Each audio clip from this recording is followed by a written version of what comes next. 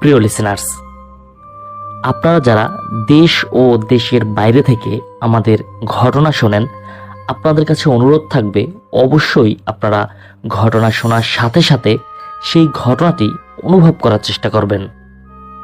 চলুন শুরু করি আজকের ঘটনা। আপনাদের সবাইকে স্বাগতম অলৌকিক জগতে। প্রিয় লিসেনার্স, এখন যে ঘটনাটি আমি আপনাদের সাথে শেয়ার করব, এই ঘটনাটি আমাকে পাঠিয়েছেন নুরুজ্জামান নামের একজন ভাই। তিনি মূলত ঘটনাটি সংগ্রহ করেছিলেন আজিজ নামের একজন হুজুরের কাছ থেকে। একদিন সন্ধ্যায় এক ভদ্রমহিলা আজিজ হুজুরের কাছে আসেন এবং তিনি তার মেয়ের ওই মহিলা একটি সমস্যার কথা হুজুরকে জানান। সমস্যাটা ছিল ওই মহিলার মেয়েকে নিয়ে। সময়টা 2001 সাল। ওই মহিলার একমাত্র মেয়ের নাম আয়েশা। তিনি কলেজে পড়াকালীন সময় একটা সম্পর্কে জড়ান একটা ছেলের সাথে, কিন্তু বিয়ের বয়স না হওয়ায় ছেলের পরিবার ছেলেকে বিয়ে দিতে রাজি হচ্ছিল না। তখন ওই মেয়ে এবং ওই ছেলেটি গোপনে বিয়ে করে নিয়েছিল। এরপরে বিষয়টা যখন জানাজানি হয়, তখন ছেলের পরিবার এক শুক্রবারে কেবলমাত্র চা নাস্তা খেয়েই তার মেয়েকে তাদের বাড়িতে তুলে নেয়। ঘটনাটি আমি ওই মহিলার বাসায় বলছি। বিয়ের বছরখানেক পর আমার মেয়ের জামাইকে ওর বড় ভাই বিদেশে নিয়ে যায়। তখন কিন্তু আমার মেয়েটি 1 মাসের অন্তঃসত্ত্বা ছিল। কিন্তু মেয়ের জামাই বিদেশ যাবার পরেই, সপ্তাহখানেক পরেই আমার মেয়ের বাচ্চাটা কেন জানি নষ্ট হয়ে যায়। বছরখানেক পরে জামাই বিদেশ থেকে আবার আসে এবং আল্লাহর ইচ্ছায় আমার মেয়েটি পুনরায় গর্ভবতী হয়। কিন্তু এইবারও খুব কম সময়ের মধ্যেই ওই বাচ্চাটাও নষ্ট হয়ে যায়। অদ্ভুত বিষয়, একইভাবে আমার মেয়ের 3টি বাচ্চা নষ্ট হয়ে যায়। আর এই দিকে আমার মেয়ের জামাইও মনের কষ্ট নিয়ে আবারও বিদেশ চলে যান। তখন আমার মেয়ের শ্বশুরবাড়ি থেকে আমার মেয়েকে বিভিন্নভাবে তদবির করা হলেও আমার মেয়ে এইসব বিষয়গুলো আসলে মানতে চাইতো না। এই ঘটনার আরেকটি বিষয় হলো, আমার মেয়ের জামাইয়ের বড় ভাইও বিয়ের অনেক বছর পরেও নিঃসন্তান রয়েছেন। সেই বড় ছেলের বউ আর আমার মেয়ের শাশুড়ির মনোমালিন্যর এক পর্যায়ে বড় বউ বাসা থেকে আলাদা থাকতে বাধ্য হন। তখন বড় বউয়ের রেশ কাটাতেই আমার মেয়েকে হুটহাট করে শাশুড়ি তুলে নিয়ে যায় তার বাড়িতে। সবকিছু এভাবেই চলছিল, কিন্তু সমস্যাটা আরো জটিল হয় তখন যখন আমার মেয়ের শাশুড়ি স্ট্রোক করে শয্যাশায়ী হলেন। তখন একদিন আমার মেয়ের শাশুড়ি আমাকে তার বাড়িতে ডেকে পাঠান। ওই দিন মাগরিবের আজানের পরে তিনি আমাকে তার রুমে তার বিছানায় ডেকে বসান এবং উনি বলতে থাকেন তার জীবনের জঘন্যতম এক অধ্যায়। তিনি বলেন, আমি মনে হয় আর বেশি দিন বাঁচব না, আর বেঁচে থাকতে যদি এই সব কথা কাউকে না বলে যাই তাহলে মরার পরেও আমি শান্তি পাব না, আর আল্লাহ আমাকে মাফ করবেন না কোনোদিন। তিনি বলেন, আমি ছোটবেলা থেকেই আমার দাদার অনেক আদরে নাতনি ছিলাম। দিনের বেশিরভাগ সময় আমি দাদার সাথেই থাকতাম। আমার দাদা জিন পালন করতেন কথাটা এজন্যই বললাম, কেননা দাদা সেই জিনদের বিভিন্ন পরামর্শ দিতে দেখতাম। আমি ছোট ছিলাম এবং যদিও বিশেষ কিছু আমি বুঝতাম না, কিন্তু বয়সের সাথে সাথে দাদার কর্মকাণ্ড আমি বুঝতে পারতাম। বিশেষ করে রাতে শোবার ঘর থেকে গুনগুন করে কোরআন তেলাওয়াত হতো, তখন 2-1 বার উকি দিয়ে আমি দেখেছি। আমি দেখতাম দাদুর পিছনে বসে 3-4 জন সাদা কাপড় পরা অবয়ব দাদুর সাথে কোরআন পাঠ করছেন। এর পরদিন যদি আমি দাদুর কাছে কিছু জানতে চাইতাম, তিনি ব্যাপারটা হেসে উড়িয়ে দিতেন আর বলতেন আমাকে এইসব তিনি শিখিয়ে যাবেন, কিন্তু কখনো কাউকেই এইসব বিষয়ে বলা যাবে না, এমনকি আমার মাকেও না। কারণ পরিবারের সদস্যরা পর্যন্ত এই বিষয়টি আসলে বুঝতে পারতেন না। দাদু বলতেন, সব ক্ষমতার একমাত্র অধিকারী হলো আল্লাহ। আমি সাহায্য চাইলে তার কাছেই চাইব, জিনদের কাছে কেন চাব? মোট কথা, জিনদের কাছ থেকে কোনো সাহায্য নেওয়া দাদুর কাছে ধর্ম পরিপন্থী কাজ হিসেবে বিবেচিত ছিল। তার কথা ছিল একটাই, সকল কিছু, সকল সমস্যা, সকল সমাধানের মালিক একমাত্র আল্লাহ। যদি ডাকতে হয়, সাহায্য যদি নিতেই হয়, তবে ওনার দরবারে ফরিয়াদ করব। দাদু আরো বলতেন, জীবিত থাকাকালীন না হয় জিনদের সাহায্য নিয়ে কার্যসিদ্ধি করলাম, কিন্তু মৃত্যুর পরে কি হবে? ওখানে তো আর জিনের সাহায্য চলবে না।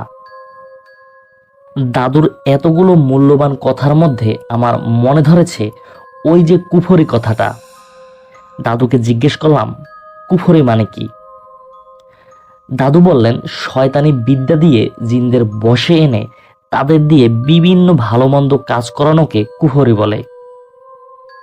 আমি তখন দাদুকে বলে বসলাম যে আমিও জিন পালবো।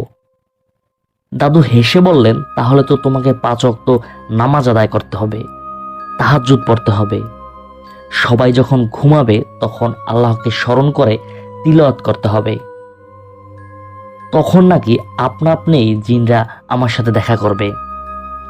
একদিন দাদু শর্ত দিলেন, টানা যদি 21 দিন তাহাজ্জুদ নামাজ পড়তে পারি তাহলে তিনি জিন দেখাবেন। আমি মায়ের কাছে অনুমতি নিয়ে রাতে দাদুর সাথে থাকতাম।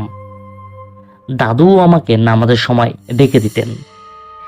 এইভাবে 20 দিন পার করার পর 21তম দিনে আমি দাদুকে ওনার দেওয়া শর্ত পূরণ করার কথা বললে দাদু বললেন, আজকে রাতে তাহাজ্জুদ নামাজের পরে তুমি একাই কোরআন তেলাওয়াত করবে, আমি তোমার পাশে থাকবো না।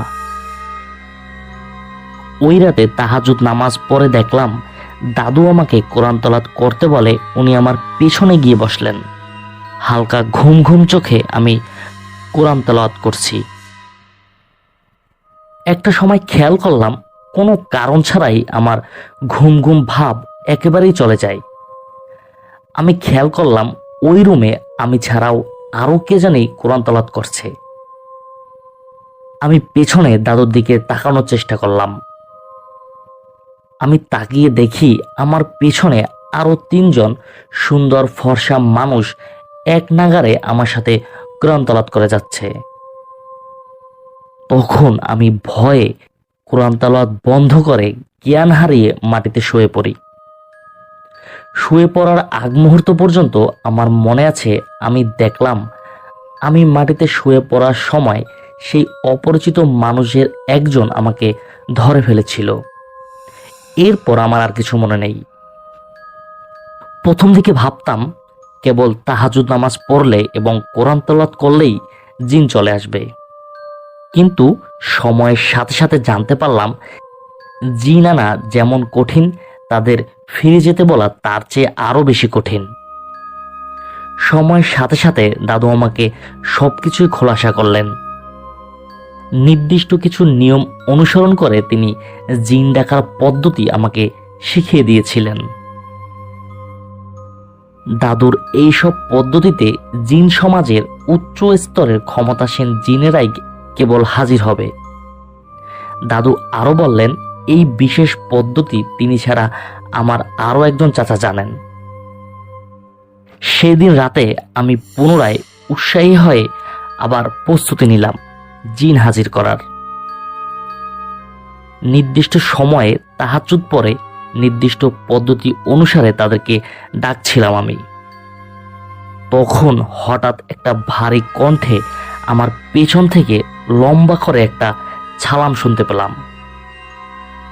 আমি ভয়ে রীতিমতো ঘুরে দেখলাম সাদা নেকাব পরা একজন মহিলা হাতে তবজি নিয়ে আমার সামনে দাঁড়িয়ে আছে। প্রথম দেখাতেই আমি ভাবলাম কি অপরিচিত কোনো মহিলা হয়তো আমার সামনে এসেছেন, কিন্তু এত রাতে আমাদের বাড়িতে কোনো মহিলা আসার কথা নয়। এইসব ভেবে নিজেকে স্বাভাবিক করতে যাব এমন সময় মহিলাটি বলে উঠলেন, আমাদের ডেকেছেন আপনি? মাঝারি বয়সী মহিলার মুখে আমাকে আপনি সম্বোধন শুনে কিছুক্ষণ চুপ করে থেকে জিজ্ঞেস করলাম, কে আপনি? অত্যন্ত সাবলীল চেহারায় তিনি মৃদু স্বরে উত্তর দিলেন, আমি জিন সর্দারের বিবি। আমি বললাম, জিন কি মানুষের মতো হয় নাকি?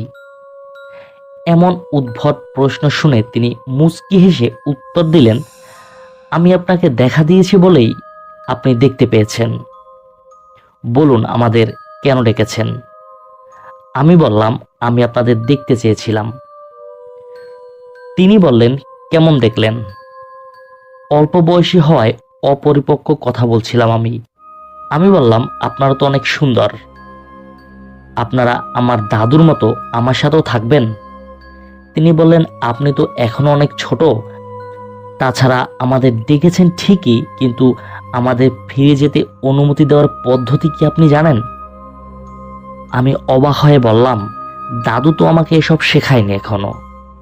আপনাদের আহ্বান করার পদ্ধতিই তো শিখিয়েছে মাত্র। আচ্ছা, আপনাদের ফিরে যেতে বলার জন্য কি আলাদা পদ্ধতি অনুসরণ করতে হয়?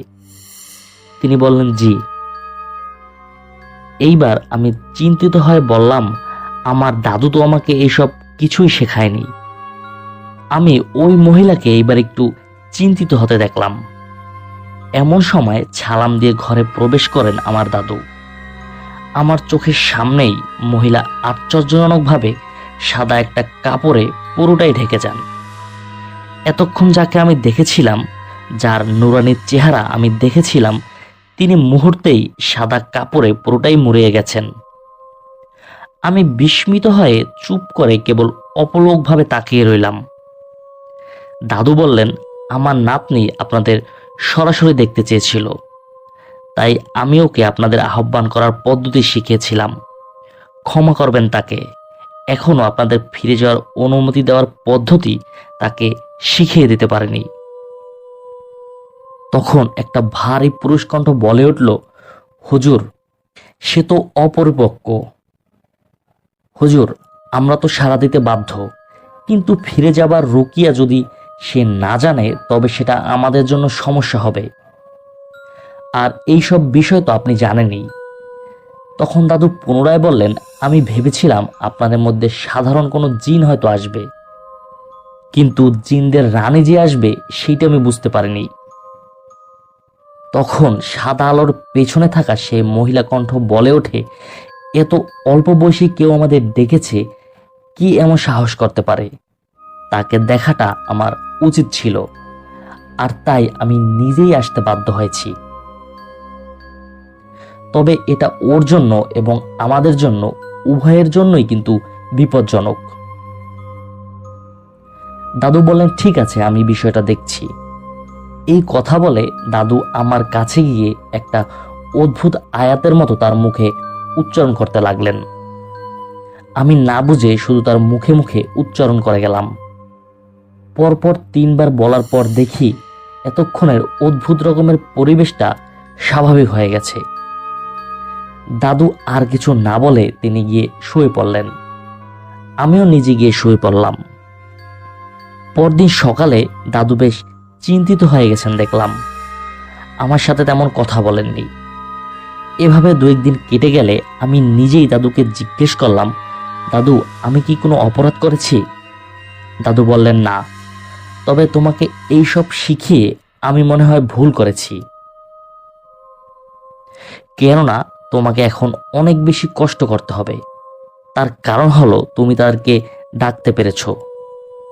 আমি ভাবতাম তুমি হয়তো নিজ থেকে তাদেরকে ডাকতে পারবে না, কিন্তু তুমি পেরেছো। এবার টানা 90 দিন ব্যয় করে তাদেরকে ফেরত পাঠানোর পদ্ধতি শিখতে হবে। তাছাড়া এই বিশেষ পদ্ধতি খুবই কষ্টসাধ্য ব্যাপার। দাদু বললেন, আমি ছাড়া শুধুমাত্র তোমার নজরুল চাচা এই পদ্ধতি জানেন, কিন্তু তার কাছে কখনো জিন সর্দারের পরিবারকে আসতে শোনেনি।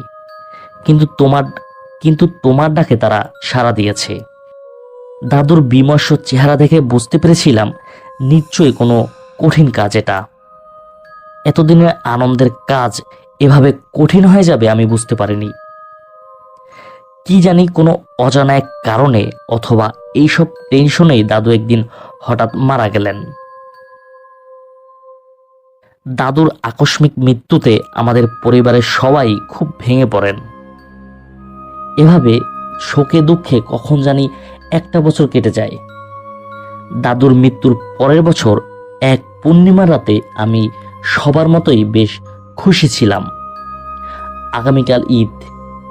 মনের অজান্তেই কেন জানি খেয়াল হলো আজকে সে জিনদের আবার ডাকবো, তাদের সাথে কথা বলবো, যেহেতু রাতে ঘুমানোর কোনো তাড়া নেই।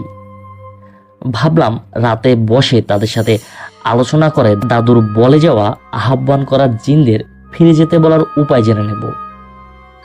যেই ভাবা সেই কাজ। বেশ আগে ভাগেই কাজকর্ম করে খাওয়া দাওয়া শেষে দাদুর রুমে গিয়ে তাহাজ্জুদ নামাজের প্রস্তুতি নিতে থাকি। বলা বাহুল্য পরের দিন ঈদ থাকায় বাড়ির সবাই যে যার মতো কাজে ব্যস্ত ছিল। আমিও বেশ নিরিবিলিতে নামাজ আদায় করে তাদেরকে আহ্বান করার কাজে নেমে পড়ি। তাহাজ্জুদ নামাজের পরে জিন আহ্বান করার নির্দিষ্ট পদ্ধতি অনুসরণ করে তাদেরকে আমি আহ্বান করি। অনেকক্ষণ পর আহ্বান করার পরেও কোনো সাড়া শব্দ নেই। তখন আমি একই পদ্ধতি দ্বিতীয়বার অনুসরণ করে পুনরায় তাদের আবার আহ্বান করতে থাকি। আর এই অতি উৎসাহী আচরণ আমার জীবনে বয়ে এনেছে এক দুঃসহ বেদনা। দেখা গেল এবারও ঠিক একইভাবে অনেকটা সময় অতিবাহিত হলেও জিনদের আসার কোনো লক্ষণ নেই। এদিকে ফজরের ওয়াক্ত হতে থাকে। আমি ভাবলাম কিছুক্ষণ ঘুমিয়ে নেই, তাই বিছানায় গিয়ে আমি শুয়ে পড়ি। রাত কতক্ষণ হবে বা কতক্ষণ ঘুমিয়েছি ঠিক মনে করতে পারবো না। ঘরের ভিতর কারো দৌড়ানোর শব্দে আমার ঘুম ভেঙে যায়।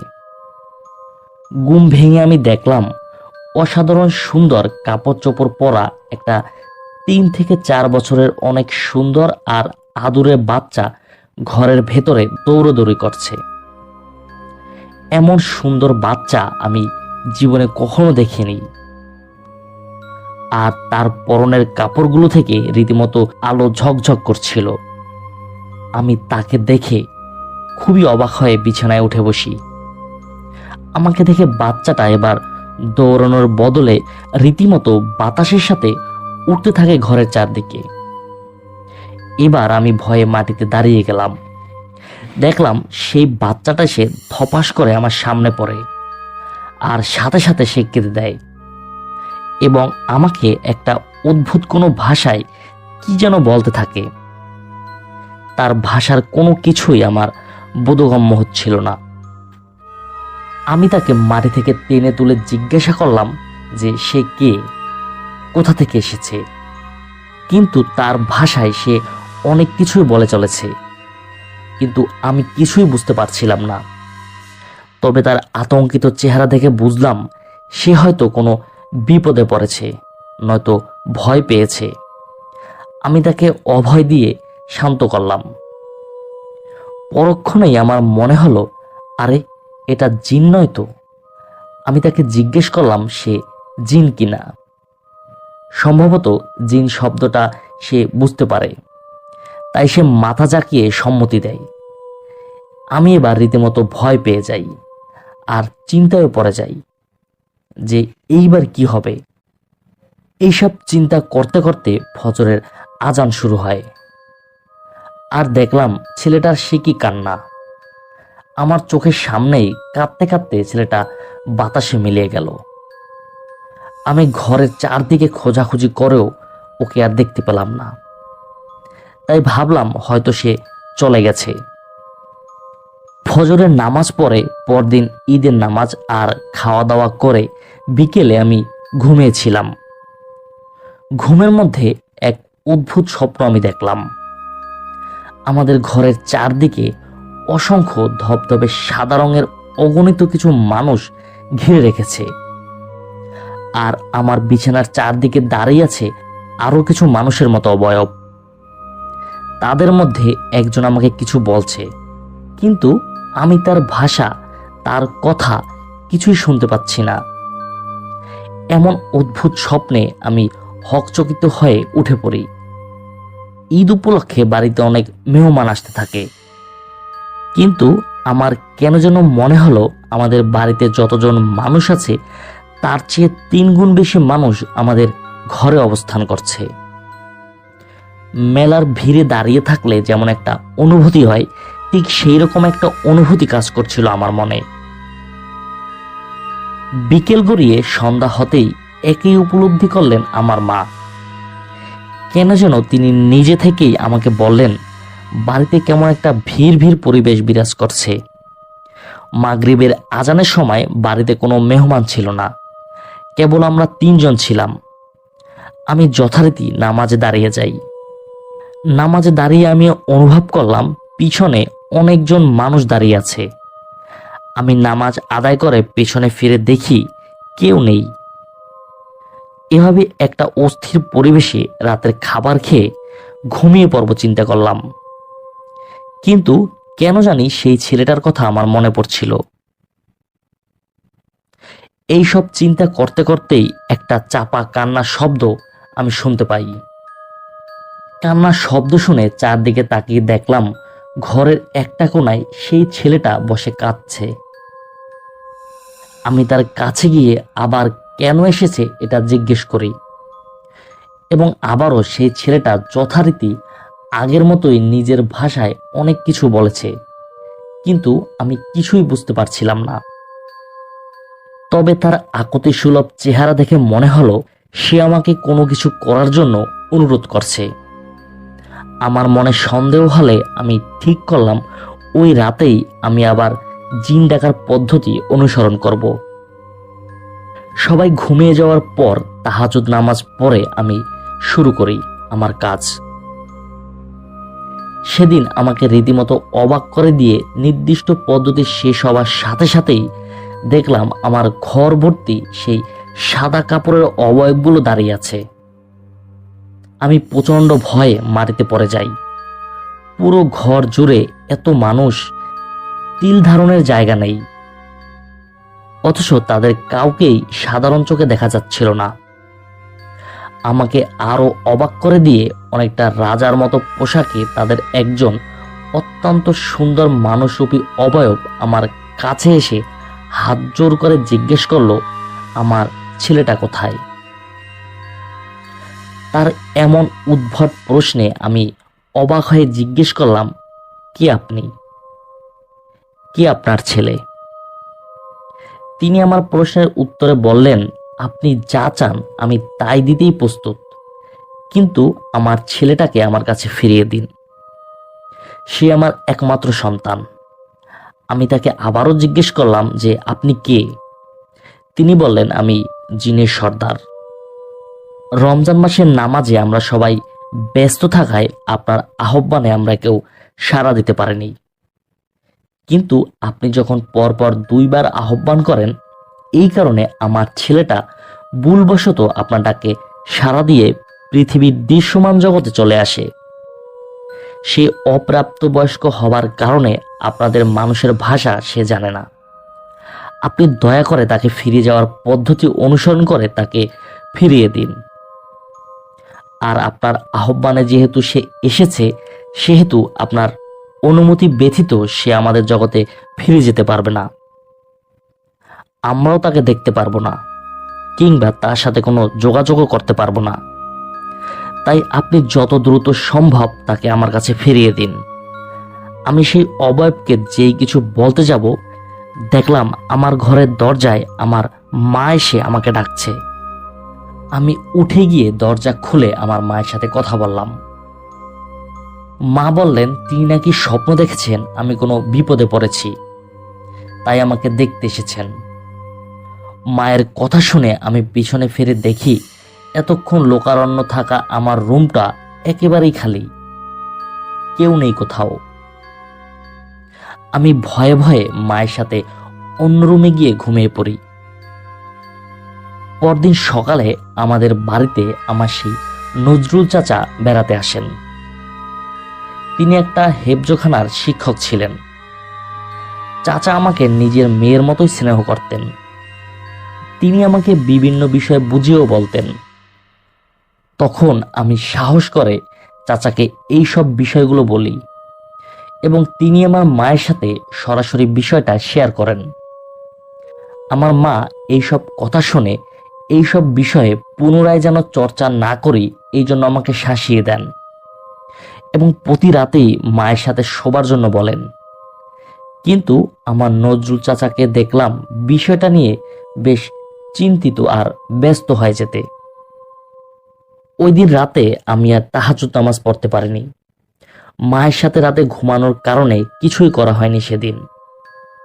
পরদিন সকালে আমার নজরুল চাচাকে নিজের সাথে আরো একজন হুজুরকে সাথে নিয়ে আসতে দেখলাম। তারা আমাদের পুরো ঘর পানি ছিটিয়ে বন্ধ করে দেন। আমার নজরুল চাচার সঙ্গী সেই হুজুর বাড়ির বারান্দায় মাদুর পেতে বসে কোরআন তেলাওয়াত করতে লাগলেন। আমার চাচাকে দেখলাম আমাদের ঘরের বিভিন্ন রুমে ঘুরে ঘুরে কি যেন খুঁজছিলেন। একটা সময় আমার দাদার রুমের সামনে গিয়ে চাচা দাঁড়িয়ে যান। অন্য হুজুরকে হাতের ইশারায় ডেকে ওই রুমের ঠিক সামনে বসে কোরআন পাঠ করতে বললেন। সেই হুজুর সেটাই করলেন। আমি আমার মা সেদিন জীবনের অন্যতম একটা ভয়ের বিষয় দেখেছিলাম। দেখলাম আমার নজরুল চাচা দাদার রুম থেকে রীতিমতো যুদ্ধের মতো পরিবেশ সৃষ্টি করেছেন। পুরো রুমের ভেতর থেকে কি যেন এক ধস্তাধস্তির আওয়াজ। অনেকক্ষণ পরে দেখলাম একটা বেডশিটে মুড়িয়ে আমার চাচা একটা বাচ্চার অবয়বে কি যেন জড়িয়ে ধরে দৌড়ে বাড়ি থেকে বের হয়ে উঠোনে নিয়ে আসেন। অবয়বটা বাড়ির ভেতরে বেশ ধস্তাধস্তি করলেও বাইরের উঠোনের আলোয় একেবারেই নিস্তেজ হয়ে যায়। বেশ ক্লান্ত আমার চাচা। এবার একপাশে বসলেন আর এক গ্লাস পানি দিতে বললেন ওনাকে। পানি খেয়ে তিনি আমাদের উদ্দেশ্যে বলেন, তোমরা জানো না তোমাদের বাড়িতে কে ছিল এতদিন, কাকে নিয়েই তোমরা এতদিন বসবাস করেছিলে। আমি আগ বাড়িয়ে আমার চাচাকে কিছু বলতে যাব, তিনি ধমক দিয়ে আমাকে বললেন, যা জানো না সেটা তুমি করতে যাও কেন? তুমি জানো এটাকে কে শিখিয়েছে তোমায় এইসব? চাচার ধমক খেয়ে আমি বিমর্ষ হয়ে চুপ করে যাই। চাচা আমাদের থেকে বিদায় নিয়ে বেডশিটের পুটলি বেঁধে অন্য একটা হুজুর সহ তিনি চলে গেলেন। তিনি এটাও বলে গেলেন যে 2-3 দিন পরে তিনি আবার আসবেন। এখন আপাতত বিপদ মুক্ত সবাই। ওই দিন কেন জানি আমি আর নামাজ আদায় করিনি। ঠিক বুঝতে পারছিলাম না কি থেকে কি হয়ে গিয়েছে। তখন ঈদের আমেজ ছিল, তাই ঘোরাঘুরি করে বাকি দিনটা কেটে যায়। এর মধ্যে আর তেমন কিছুই হয়নি। 3 দিন পরে আমার সেই চাচা এক পরন্ত বিকেলে মাগরিবের আজানের আগে হাসি মুখে আমাদের বাড়িতে এসে আমার বাড়ির চারদিকে 4টা তাবিজ এবং আমার ডান হাতে পরার জন্য একটা তাবিজ দিয়ে গেলেন। চাচা বলে গেলেন কোনোভাবেই যেন এইসব তাবিজ নষ্ট না হয়, তাহলেই সমস্যা হবে। একদিন আমার দাদার রুমে তিনি মাগরিবের নামাজ আদায় করেন। ওই রুমে কি যেন পরে পানি ছিটিয়ে দেন তিনি, এরপর চলে যান। আমি চাচার কাছে জিজ্ঞেস করতে চেয়েছিলাম সেই বাচ্চার সাথে কি ঘটেছে, কিন্তু সাহস করে উঠতে পারিনি। এভাবেই কেটে যাচ্ছিল আমার জীবন। অনেক বছর পার হয়ে যায় কোনো সমস্যা ছাড়াই। আমারও বিয়ে হয়ে যায়, আমি পুরোপুরি সংসারী হই, আমার সন্তানাদি হয়, তারাও বড় হয়ে যায়। কিন্তু বিপত্তি ঘটে 3-4 বছর আগে। আমার বাপের বাড়ি ঝাড়া মোছা করার সময় সেই 4টা তাবিজের একটা ভুলবশত কোথায় যেন পড়ে যায়। আমার মা তখন জীবিত ছিলেন না, ফলে বাড়ির অন্যান্যরা কেউ এইসব বিষয়ে তেমন গুরুত্ব দেয়নি। যেদিন থেকে তাবিজের বন্ধন নষ্ট হয় সেদিন থেকেই আমি স্বপ্ন দেখতে শুরু করলাম। আর এমন কষ্টের স্বপ্ন একজন মা হয়ে আমি কখনোই দ্বিতীয়বার দেখতে চাইব না। দেখলাম এক দম্পতি আমার কাছে এসে ভিক্ষা চাইছে তাদের সন্তানকে। তারা আমাকে অনুরোধ করেন যে কোনো কিছুর বিনিময়ে আমি যেন তাদের সন্তানকে ফিরিয়ে দেই। তারা যে কোনো কিছুই করতে রাজি ছিলেন। তাদের অশ্রুসিক্ত আকুতি শুনে আমি হকচকিত হয়ে ঘুম থেকে উঠে পড়ি। রাতে আর ঘুমোতে পারিনি। পরদিন সকালে দেরি না করে আমার নজরুল চাচার বাড়ির উদ্দেশ্যে আমি রওনা করি। গিয়ে যা দেখলাম তাতে আমি রীতিমতো অবাক। প্রায় মৃত্যুশয্যায় আমার চাচা, কোনো কথাই বলতে পারছেন না। পরে তার সন্তানদের সাথে কথা বলে জানতে পারি বিগত ৩-৪ দিন আগেও তিনি সুস্থ ছিলেন, কথাবার্তাও বলতেন, কিন্তু এক রাতে হঠাৎ চিৎকার করে স্ট্রোক করে পুরোপুরি নিস্তেজ হয়ে যান। তার শেষ কথা ছিল, আমাকে ক্ষমা করে দেন। আমি এই ঘটনার কুল কিনারা করতে না পেরে একজন বড় হুজুরের শরণাপন্ন হই। তাকে সবাই কারি ইব্রাহিম নামেই চিনতেন। তিনি আমাকে যে কোনো এক মঙ্গলবারে তার কাছে যাবার পরামর্শ দেন। আর এই কয়দিনে আমি প্রতিদিনই সেই দম্পতির আকুতি ভরা আবেদন স্বপ্নে দেখতাম। আমি যাবার পর ইব্রাহিম হুজুর আমাকে বললেন, দেখুন, আমার অনুগত কিছু জিনকে আমি আপনার ব্যাপারে বলেছিলাম, কিন্তু তারা আমাকে যা বলল তাতে একজন মানুষ হিসেবে আমি নিজেও লজ্জিত। তারা আমাকে জানায় আপনার দাদাকে জিন সমাজে কম বেশি সবাই পছন্দ করতেন, কেননা আপনার দাদার সাথে জিন সমাজের একাংশের বেশ প্রভাবশালী জিনদের সম্পর্ক ছিল। কিন্তু আপনি তাদেরকে বিশেষ পদ্ধতি অনুসরণ করে ডেকেছেন ঠিকই, কিন্তু পরপর একই পদ্ধতি 2 বার ব্যবহার করার কারণে সেই জিন সর্দারের একমাত্র ছেলে আপনার ডাকে সাড়া দিয়ে এই জগতে চলে আসে।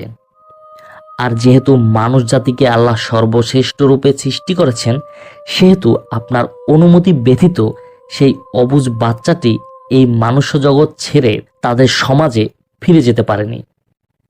এমনকি ওই বাচ্চাটির সাথে যোগাযোগ করাও তার বাবা মার পক্ষে সম্ভব হয়নি।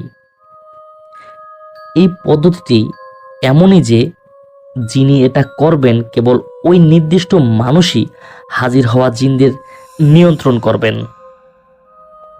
তার অনুমতি ব্যতীত ওই জিন কখনোই তাদের সমাজে ফিরে যেতে পারবে না, এবং তাদের অন্য কেউ ওই জিনের সাথে যোগাযোগও করতে পারবে না।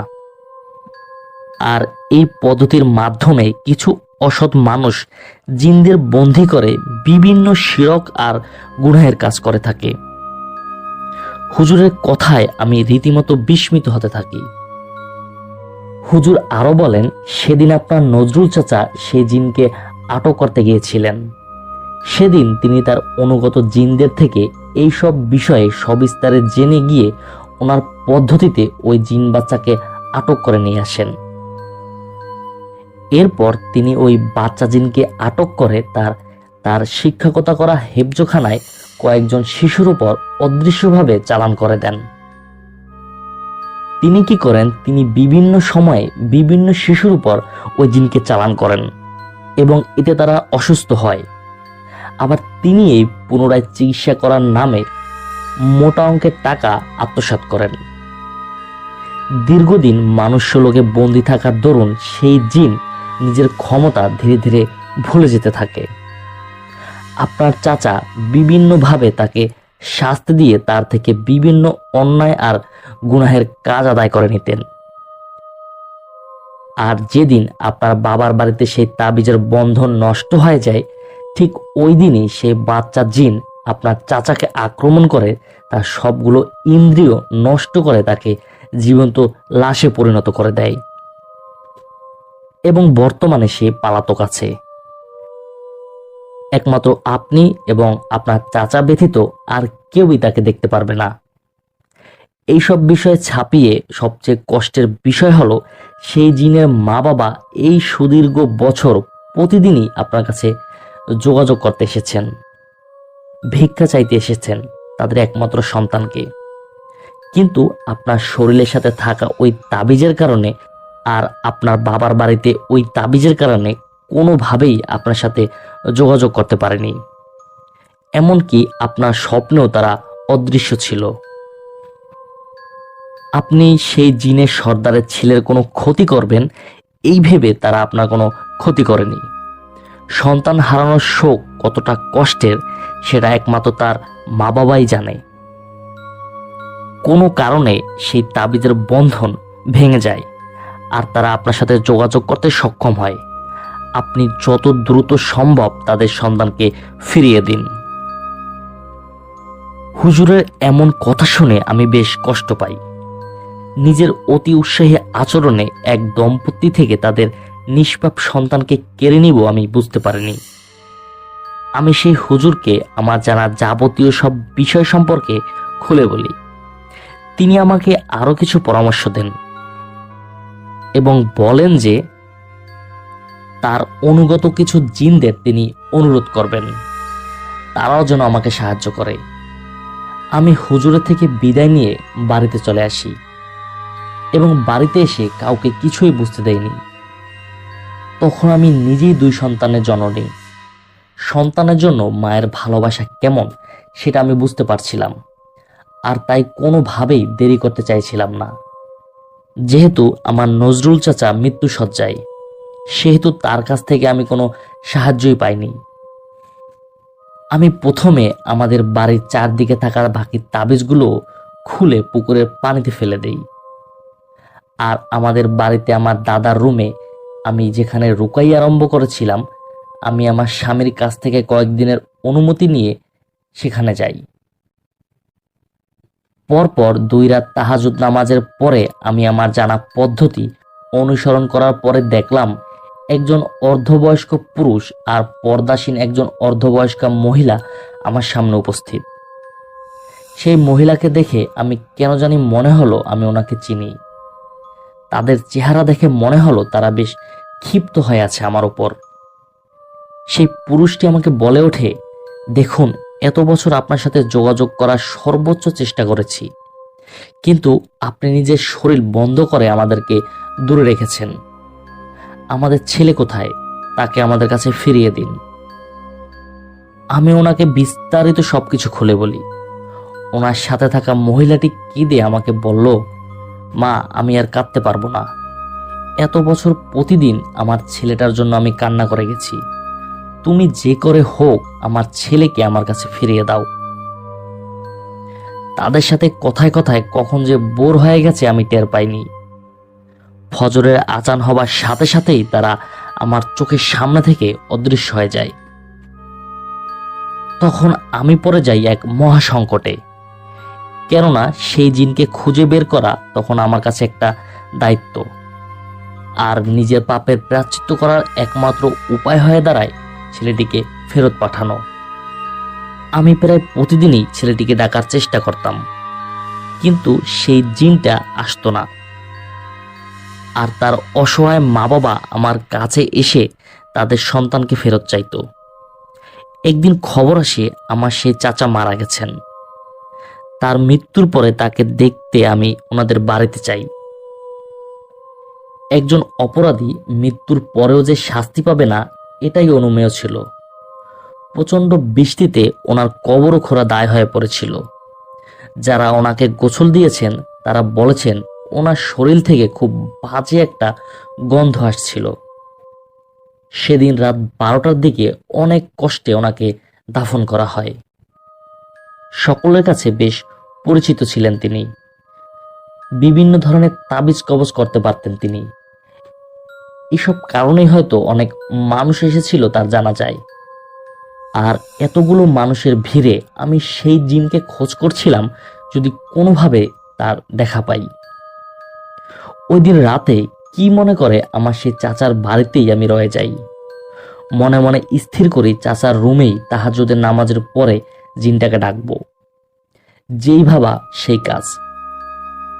নির্দিষ্ট পদ্ধতি অনুসরণ করতেই মনে হলো ওই ঘরের এক কোণায় বসে আছে কেউ। তাকিয়ে রীতিমতো ঘাবড়ে যাই আমি।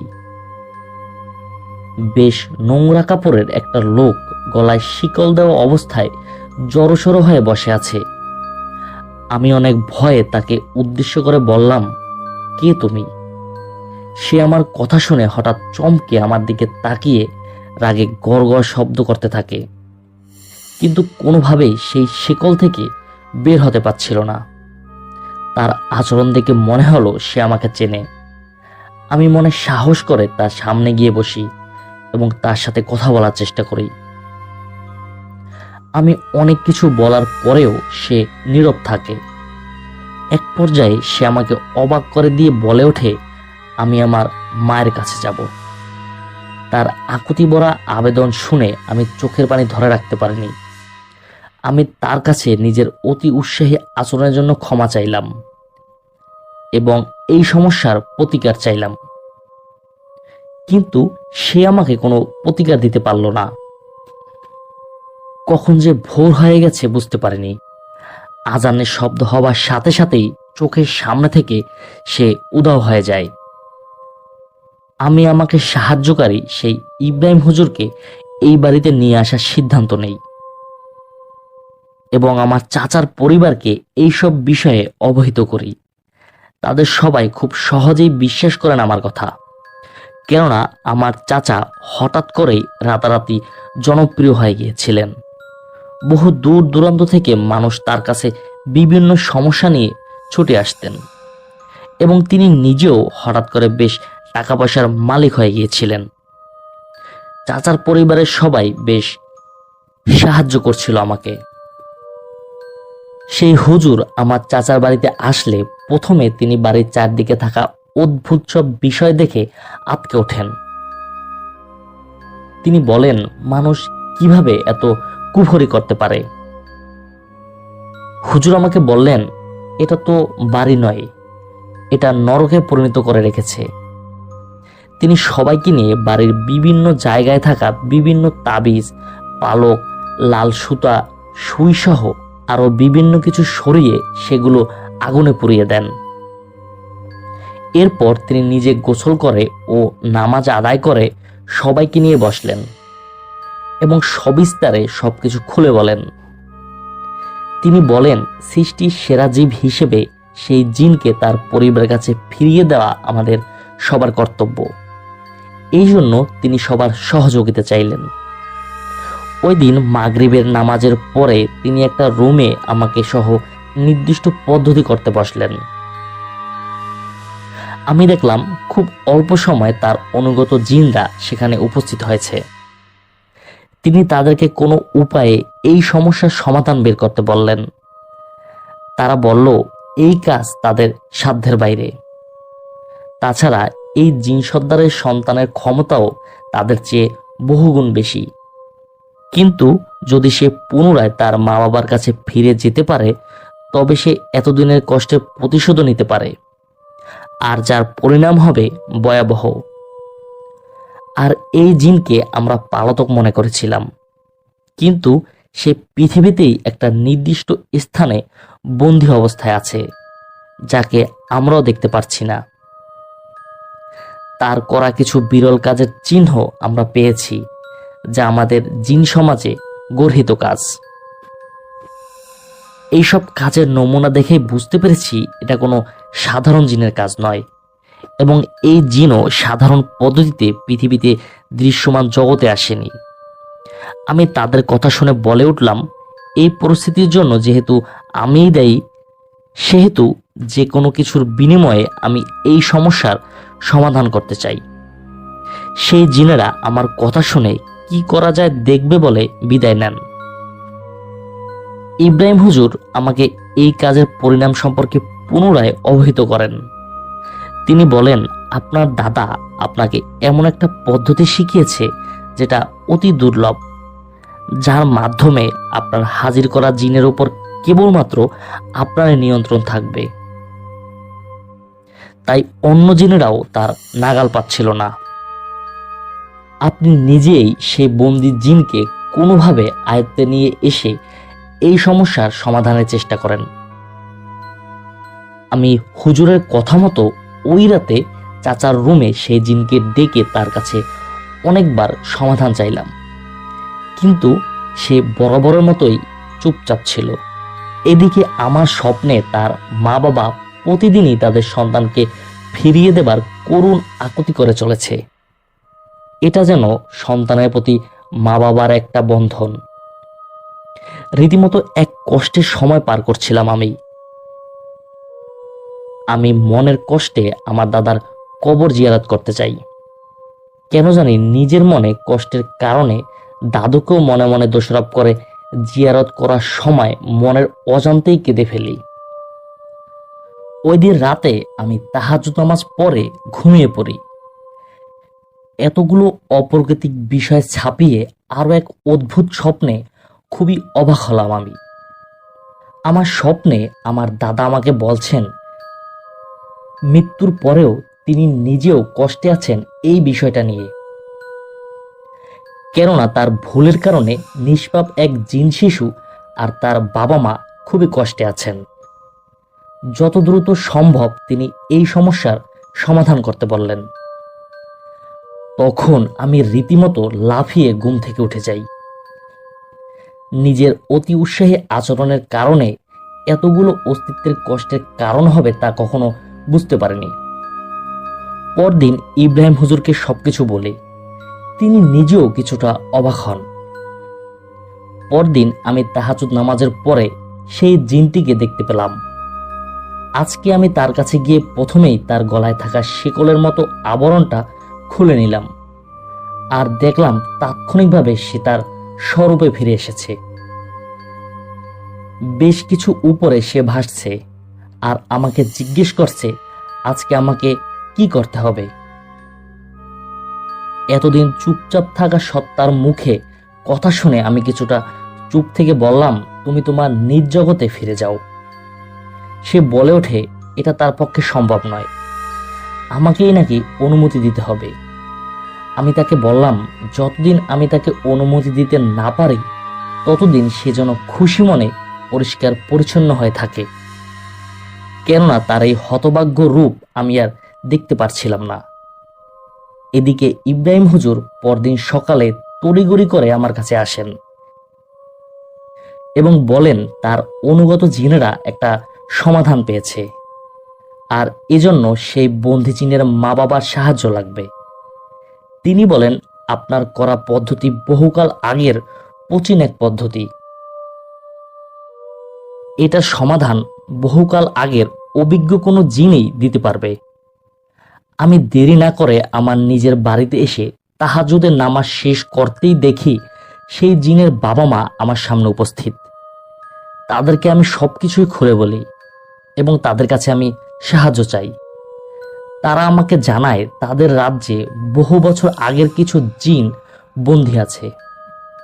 জিন সমাজের নিয়ম ভেঙে বিভিন্ন কুফরি আর পাপ কাজ করায় তাদেরকে বন্দী করা হয়েছিল। তখন তারা আর দেরি না করে ফিরে যান তাদের রাজ্যে। পরদিনই আমাকে জানায় 1000 বছর বয়সী এক বৃদ্ধ জিনকে তার বন্দিদশা থেকে মুক্তির বিনিময়ে সেই বৃদ্ধ জিন আমাকে ফেরত পাঠানোর পদ্ধতি শিখিয়ে দিবেন। তাদের কথা মতো সেই বৃদ্ধ জিনকে হাজির করা হলো। আমি দেখলাম কাকড়ার পায়ের মতো 4 পায়ের উপর দাঁড়িয়ে আছে অর্ধদেহী কুচ্ছিরি বিকৃত চেহারার এক বৃদ্ধ মানুষ। জিন এতটা ভয়ঙ্কর আর কুৎসিত হতে পারে কখনোই আমি কল্পনা করিনি। তিনি আমাকে ফেরত পাঠানোর পদ্ধতি সম্পর্কে বললেন এবং সাবধান করে গেলেন আমি যেন ভুলেও সেই পদ্ধতি অনুসরণ না করি, কেননা এতে করে সেই বন্দী জিন নাকি আমাকে মেরে ফেলতে পারে। এদিকে সেই দম্পতি আমার কাছে তাদের একমাত্র সন্তানের প্রাণ ভিক্ষা চাইছিল। আমি তাদের কথা দিয়েছিলাম যে কোনো মূল্যে আমি তাদের সন্তানকে ফিরিয়েই দেব। আমি আমার সেই চাচার বাড়িতে ওনার রুমে গিয়ে প্রথমেই সেই জিনকে ডাকলাম এবং তার কাছে মাপ চেয়ে ওই বৃদ্ধ জিনের শেখানো পদ্ধতি প্রয়োগ করতেই সে মিলিয়ে গেল চোখের সামনে। এদিকে ইব্রাহিম হুজুর আমাকে সতর্ক থাকতে বলেন। বেশ কিছুদিন কেটে যায়। এরই মধ্যে একদিন মাগরিবের নামাজের সময় সেই জিন দম্পতি এসে আমাকে বলল দীর্ঘদিন মানুষ্য জগতে বন্দী থাকায় তাদের সন্তান অবাধ্য আচরণ করছে। জিন সমাজের নিয়মকানুন সে মানতে নারাজ, আর জিন সর্দারের ছেলে হওয়ায় কেউ তাকে বাধা দেওয়ারও সাহস পাচ্ছে না। সেই অবাধ্য জিন আমার উপর প্রতিশোধ নিতে চাইছে। তারা আমার নিরাপত্তার জন্য আমাকে কিছু আমল শিখিয়ে দেন এবং বলেন আমি যেন কোনোদিনও এই আমল করা বন্ধ না করি। দিনে অন্তত একবার হলেও এই আমল আমাকে করতেই হবে। এভাবেই আমি ও আমার পরিবার ভালো ছিলাম। কিন্তু আমি একদিন হঠাৎ স্ট্রোক করার কারণে ওই নির্দিষ্ট আমল আর করতে পারিনি। তাই সেই জিন আমার পরিবারের উপর ঝেঁকে বসেছে। আমার মৃত্যু অতি নিকটে, কিন্তু দুঃখের বিষয় সে জিন আমাকে ছাপিয়ে আমার সন্তানের অনাগত বাচ্চাদের পিছনে পড়েছে। সে অবাধ্য আর উচ্ছৃঙ্খল হয়ে গিয়েছে। কোনো কিছুর পরেও তাকে দমানো সম্ভব হচ্ছে না। আর যুগের সাথে ছেলেমেয়েরাও এসব মানতে বা বিশ্বাস করতে নারাজ। তবে আল্লাহ সর্বশক্তিমান। আমি আমার বড় ছেলের বাচ্চাদের বাঁচাতে পারিনি, কিন্তু আমি চাই না আমার ছোট ছেলের সাথেও এমনটা হোক। যদিও আমি আরো আগে থেকেই এইসব আপনাকে বলতে চেয়েছিলাম, কিন্তু নিজের কৃতকর্মের প্রায়শ্চিত্ত নিজেই করে যেতে চেয়েছিলাম, তাই আর বলা হলো না।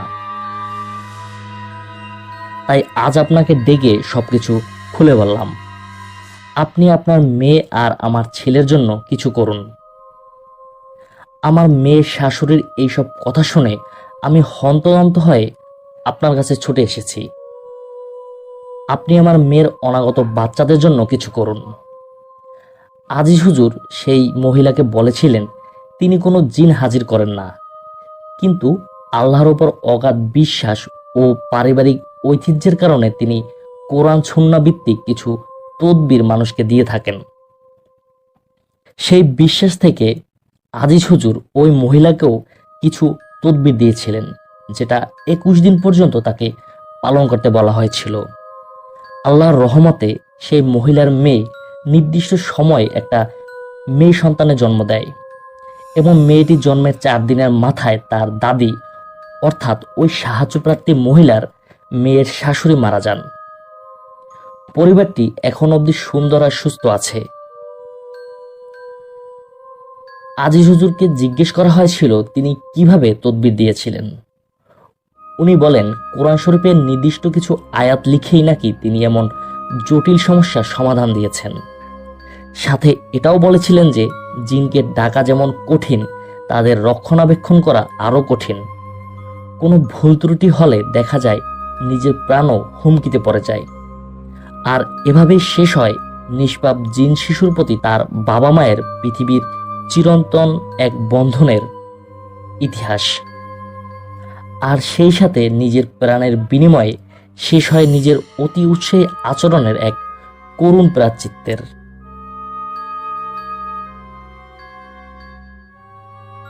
প্রিয় লিসেনার্স, এই ছিল আমাদের আজকের এপিসোড।